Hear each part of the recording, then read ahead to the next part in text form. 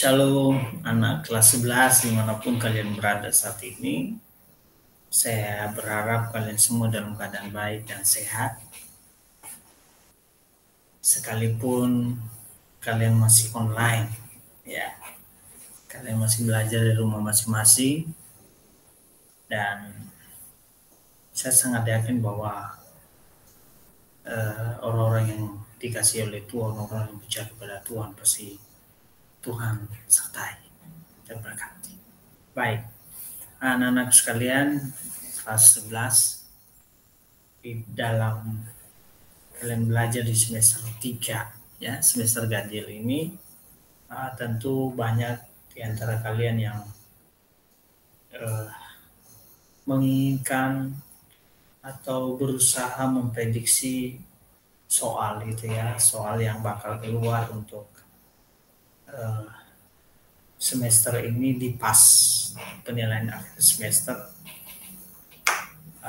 Dan melalui video kali ini saya mencoba untuk membantu kalian, bukan berarti saya menyampaikan soalnya, ya, bukan untuk mengasih tahu, memberitahu soal, bukan, tapi target atau tujuan saya adalah untuk membantu kalian memahami KD, ya, KD-KD yang kalian sudah belajar dari guru kalian masing-masing di sekolah masing-masing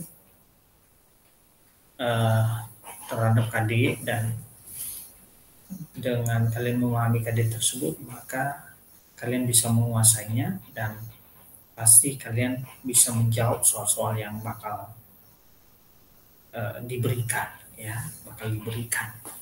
Nah,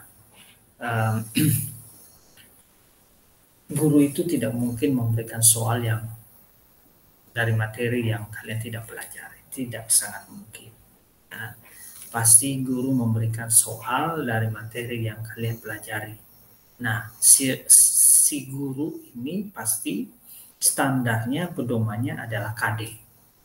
Nah, untuk anak-anak sekalian, jangan sampai berhenti menonton video ini, tonton sampai habis supaya kalian betul-betul memahami materi ini dengan baik. Oke, sebelum kita lanjut, kita berdoa terlebih dahulu. Biarlah Kudus pimpin kita sehingga pertemuan ini tidak sia-sia untuk kita lakukan. Saya berdoa untuk kita. Tuhan Yesus, kami bersyukur untuk pertemuan saat ini walaupun secara virtual. Kami percaya bahwa Tuhan masih beserta dengan kami. Pimpin kami Tuhan dari awal sampai dengan akhirnya. Biarlah pertemuan ini bermanfaat buat anak-anak kelas 11 dimanapun mereka berada saat ini, di seluruh penjuru manapun, ya Tuhan, baik yang ada di Indonesia atau dimanapun. Terpuji-puji Engkau Tuhan, dan mengisahkan doa. Amin. Baik anak-anak sekalian, ada 2 KD, ya, ada 2 KD yang kalian belajar di semester 3 ini, atau di semester ganjil ini. Yang pertama itu adalah KD 3.1 dan satu lagi adalah KD 3.2. Nah, KD 3.1 itu adalah KD pasangan, ya. KD pasangan untuk pengetahuan anak-anak, ya, untuk pengetahuan. Jadi kan ada kompetensi itu ada 4 kompetensi: sikap spiritual, sikap sosial, pengetahuan, dan terakhir keterampilan. Nah, kalau yang diajar oleh guru kepada kalian yang menggunakan buku, yang menggunakan tes lisan, tulisan, ya, itu kan soal pengetahuan semua, ya. Bagaimana merangsang pemikiran kalian sehingga dengan kalian memahami materi-materi tersebut, maka kalian bisa melakukannya dalam kehidupan kalian. Nah, KD pasangan 3.1, ya, pengetahuan. Aspek pengetahuan, ya, yaitu memahami peran Allah dalam kehidupan keluarga. Untuk lebih jelasnya, coba saya tampilkan screen-nya. Sebentar, ya. Oke, ini.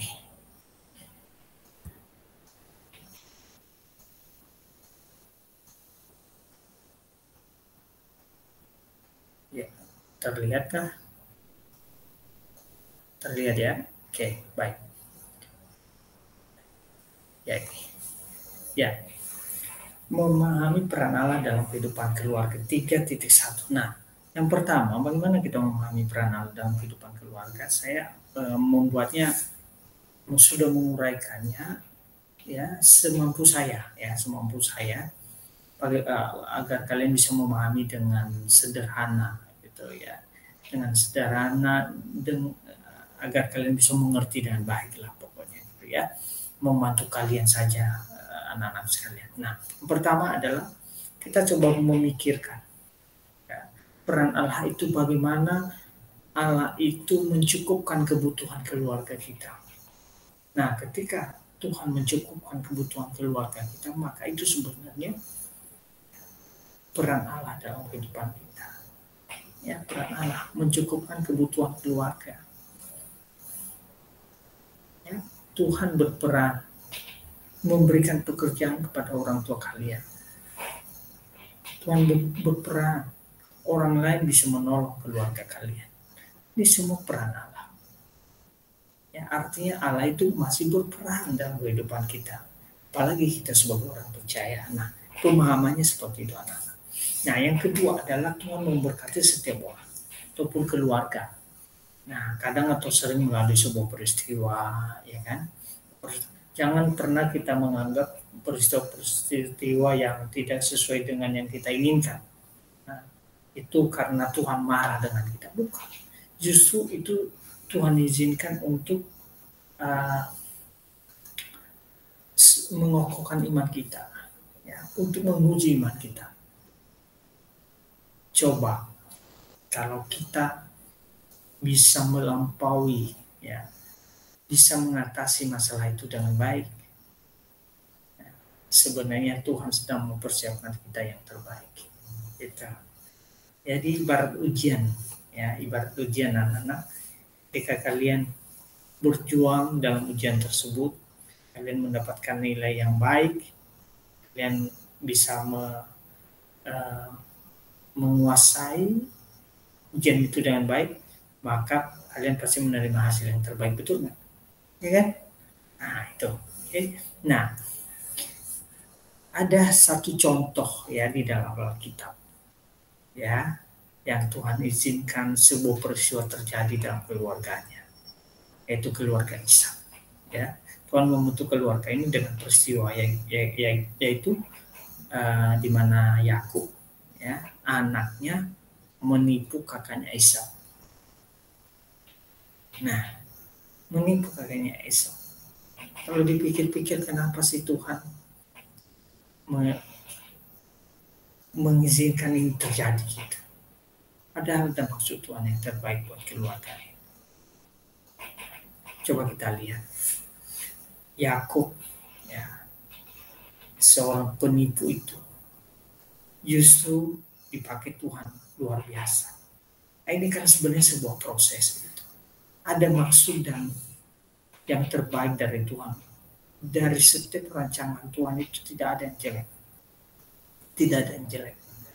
Nah, kembali kepada kita. Bagaimana kita memandang masalah? Bagaimana kita memandang sebuah yang terjadi, peristiwa yang terjadi dalam kehidupan kita? Sebaiknya kita memandang secara positif.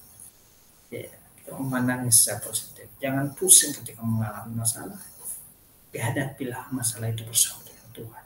Allah berperan dalam pernikahan di Kana, ya, tuh, ya, mukjizat yang dilakukan oleh Yesus yang pertama. Dalam Yohanes 2 ayat 1 sampai 11. Ya, melalui Yesus menyatakan dirinya sebagai penolong secara tiba-tiba, ya kan? Menjadi penolong secara tiba-tiba. Ketika kita membutuhkan pertolongan, yakinlah, percayalah bahwa Yesus pasti datang menolong.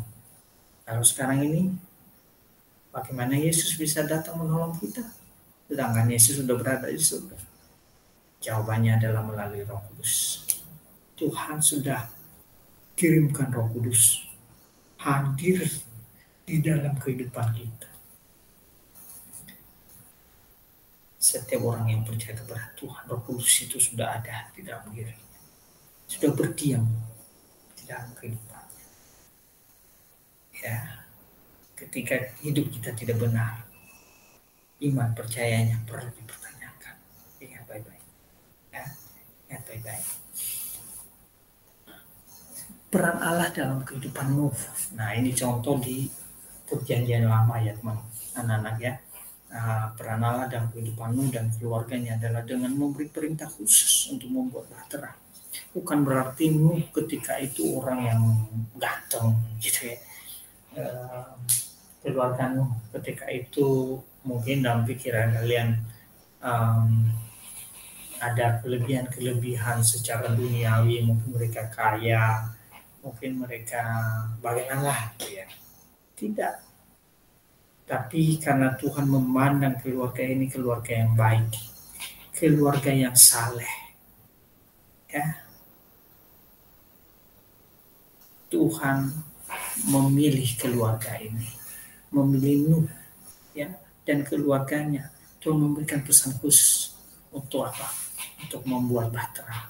Ketika Tuhan memerintahkan Nuh dan keluarganya membuat bahtera, tidak ada bantahan dan mereka langsung mereka kerjakan.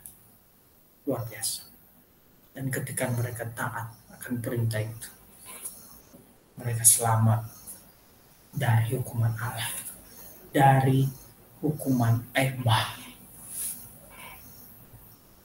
Ketika air bah datang, mereka asik di dalam bahtera yang mereka buat tadi, mereka aman. Ya, mereka tidak tenggelam dan mati. Sedangkan orang-orang lain di zaman itu semua mati. Ya, baik-baik taat kepada perintah Allah. Dan ketika hidup kita berkenan kepada Tuhan, maka Tuhan pasti memberikan kita pesan khusus. Oke, anak-anak. Ya. Nah, ini peran Allah dalam kehidupan kita. Oke, Allah menyertai, melindungi dan memimpin Abraham menuju tanah perjanjian dengan memimpinnya berjalan terus. Peran Allah. Orang yang menjadikan Tuhan sebagai pedoman dalam kehidupannya, ia tidak akan pernah salah dalam mengambil setiap keputusan dalam kehidupannya. Dia selalu bersama dengan Tuhan.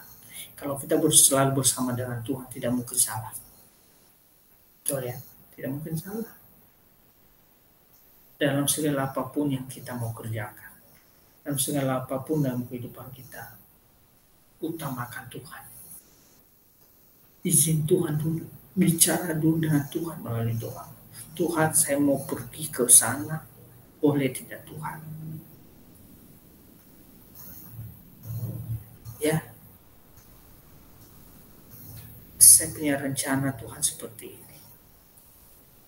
Tuhan izinkan tidak? Ada komunikasi yang baik dengan Tuhan. Nah, ini tadi. Ya, tidak mungkin salah.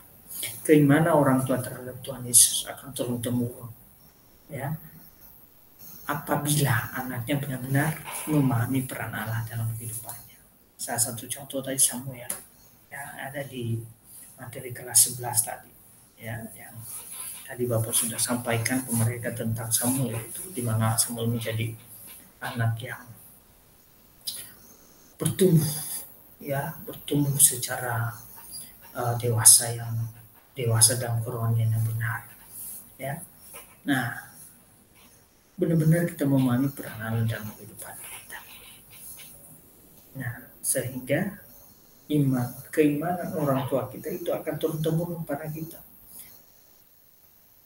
Namun sebaliknya, apabila kita tidak memahami peran Allah dalam kehidupan kita, sekalipun orang tua kita orang yang beriman, taat beribadah, penatua di gereja, pendeta, gembala, pastor,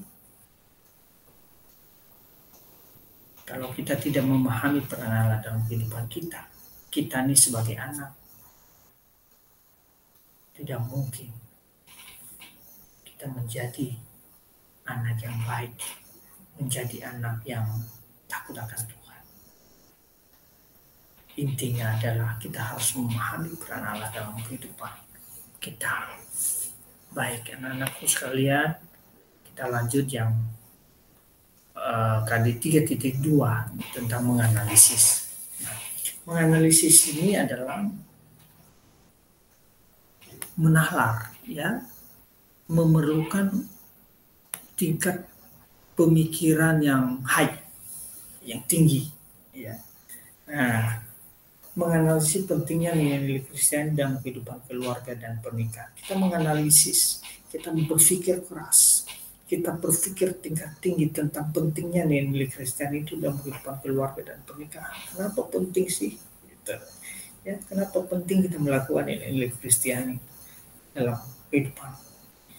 Pertama jawabannya adalah karena kita ini adalah umat pilihan Tuhan, orang yang dikhususkan oleh Tuhan, orang yang beriman kepada Tuhan.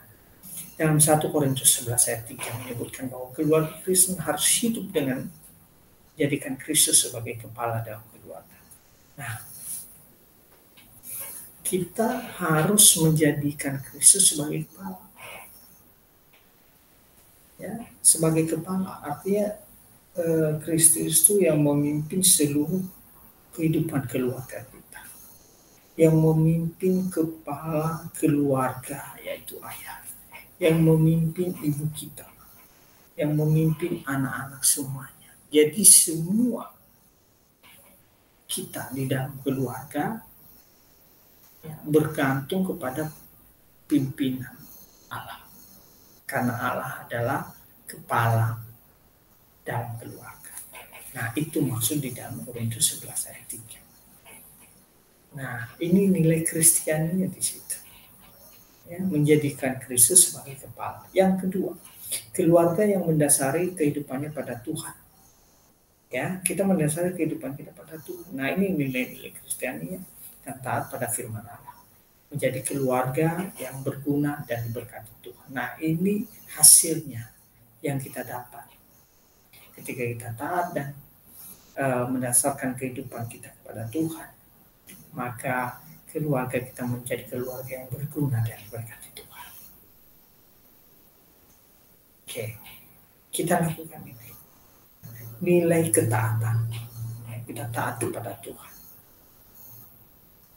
Oke, kita taat pada firman Allah, sehingga keluarga kita menjadi keluarga yang berguna dan diberkati Tuhan. Berikutnya, Allah membentuk keluarga menurut Yohanes 15 ayat 1-8 adalah agar bertumbuh dan menghasilkan buah.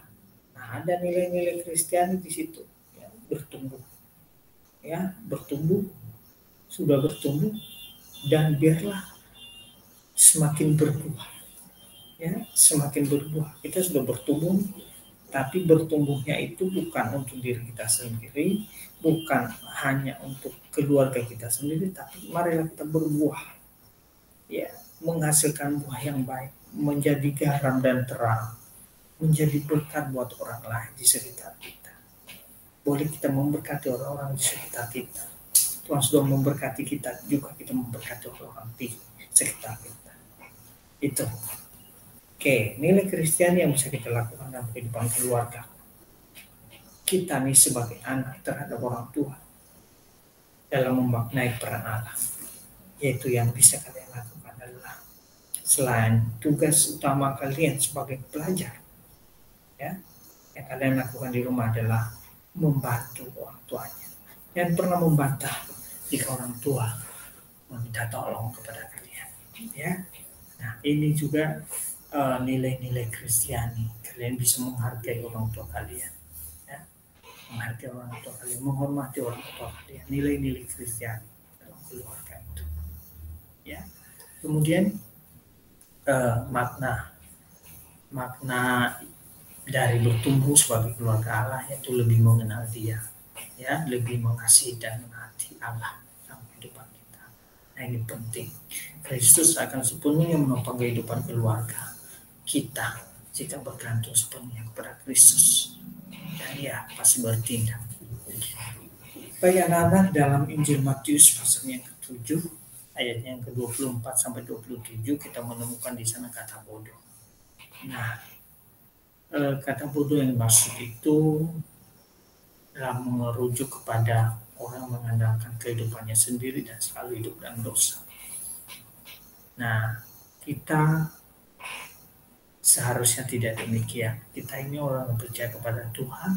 Kita jangan mengandalkan diri kita sendiri, tapi biarlah dalam segala aktivitas kita mengandalkan Tuhan saja. Kita mengandalkan Tuhan saja, tapi kita tidak berdiam diri. Kita juga berusaha, gitu ya. Nah, kita adalah orang yang cerdas, bukan orang yang bodoh. Kita adalah orang yang bijak kalau seperti itu, ya. Nah, dan kita tidak hidup dalam dosa. Istilah lain kalau hidup dalam dosa itu ada orang fasik. Kita bukan orang fasik, tapi kita adalah orang bijak. Kita bukan orang bodoh, kita adalah orang yang bijak. Ya, Tritunggal ya, di dalam materi pelajaran ya di bab terakhir bab 6 atau bab 7 itu. Nah, kalian di sana belajar tentang Tritunggal. Nah, ini juga harus kalian pahami ya. Tritunggal panggilan gereja terhadap keluarga itu. Jadi Tritunggal itu ada melayani ya, walaupun kita tidak di dalam gereja ya, di keluarga pun juga kita saling melayani satu dengan yang lain. Kita melayani orang tua kita, orang tua kita meminta tolong kepada kita layani dengan baik ya. Sebagai orang tua melayani anaknya dengan memperlakukan anaknya dengan baik, menghargai ya anaknya, mengasihi anaknya, menyayangi anaknya dengan baik. Juga anak menghormati orang tuanya, saling berhukum satu dengan yang lain. Bersekutu, ada persekutuan di dalam keluarga, ada persekutuan doa, ya, tidak berdoa sendiri-sendiri. Ada persekutuan, ada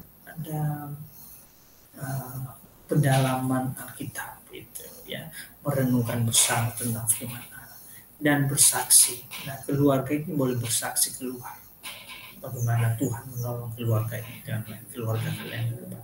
Nah, dalam kitab Kejadian pasal 2 ayat 24 berkata, sebab itu seorang laki-laki akan meninggalkan ayah dan ibunya dan bersatu dengan istrinya. Nah, ini mengandung arti untuk saling mengasihi anak-anak sekalian. Ya, artinya itu untuk saling mengasihi. Jadi Tuhan membentuk keluarga. Ya, sepasang laki-laki dan perempuan membentuk keluarga yang diikrarkan dalam pernikahan kudus. Nah, Tuhan punya rencana yang baik di situ. Ya, rencana Tuhan di situ memiliki makna, yaitu untuk saling mengasihi, ya, untuk menerapkan kasih yang tulus dalam keluarga dan bertanggung jawab. Jadi orang-orang yang diizinkan Tuhan untuk menikah itu adalah orang-orang yang Tuhan sudah percaya sebenarnya, ya, sudah percaya mereka bisa saling mengasihi, menerapkan kasih yang tulus dalam keluarga, menjadi orang bertanggung jawab. Betapa celakanya jika ada sepasang suami istri sudah menikah lalu tidak menunggu beberapa lama cerai. Nah, ini sangat disayangkan. Bagi kekristenan tidak ada kata perceraian.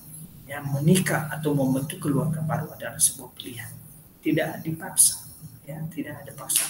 Setiap orang yang hendak menikah dan harus mengerti hakikat pernikahan itu sendiri, bahwa pernikahan itu adalah lembaga yang dikuduskan Tuhan. Ya, itu lembaga yang dikuduskan Tuhan. Jangan mencoba-coba menikah, ya, membentuk keluarga baru kalau belum memahami hakikatnya dengan baik. Ya, hakikatnya apa tadi? Untuk saling mengasihi, untuk kita saling menyayangi, memberikan kasih yang tulus ikhlas, ya, dan untuk kita bertanggung jawab. Tidak kalau udah menikah lalu masih bergantung pada orang tuanya, ya kan? Ya, tidak. Kalau sudah menikah harus bertanggung jawab terhadap keluarganya sendiri. Ya, bukan satu lagi, tetapi bukan dua lagi, tetapi sudah menjadi satu, suami istri.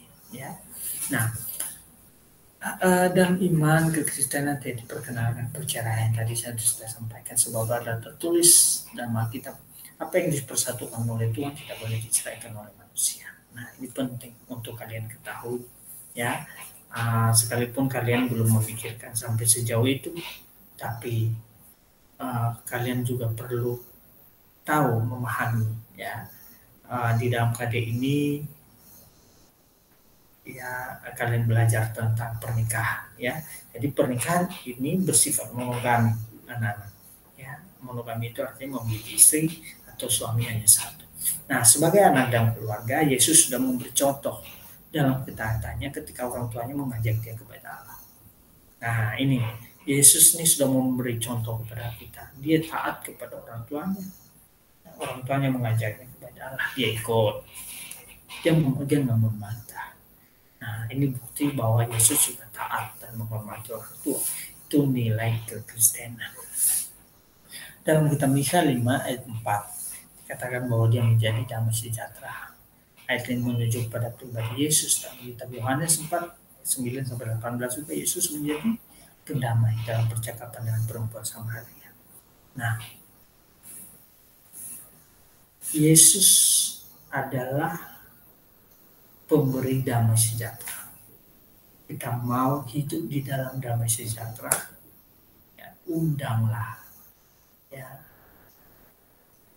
Roh Kudus yang ada dalam diri kita hidupkan lagi. Bukan kita hidupkan, maksudnya kita panggil, ya, kita bangkitkan lagi semangat kita, biar Roh Kudus itu bisa memimpin kita kembali, ya, dan bisa memberikan kita damai sejahtera, ya, dalam kehidupan kita. Yesus sumber damai sejahtera bagi kita melalui Roh Kudusnya.